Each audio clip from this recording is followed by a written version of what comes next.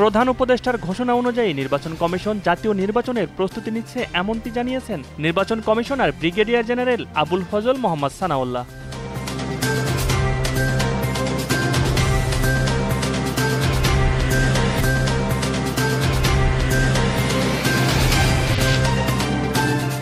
দেশে অবৈধভাবে বসবাস করা বিদেশি নাগরিকদের বিষয়ে করণীয় নির্ধারণে 11 সদস্যের টাস্ক ফোর্স গঠন করেছে স্বরাষ্ট্র মন্ত্রণালয়।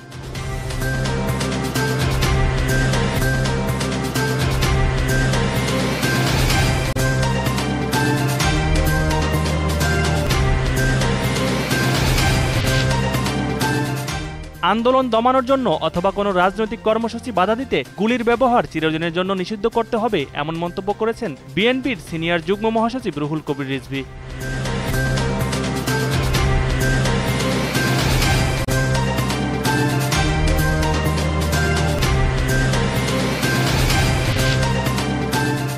উন্নয়নশীল ও স্বল্প উন্নত দেশগুলোতে সহায়তা প্রদানকারী মার্কিন সরকারি দাতা সংস্থা USAID-কে অপরাধী সংস্থা বলেছেন বিশ্বের শীর্ষ ধনী এবং বর্তমান ট্রাম্প প্রশাসনের ঊর্ধ্বতন কর্মকর্তা ইলন মাস্ক।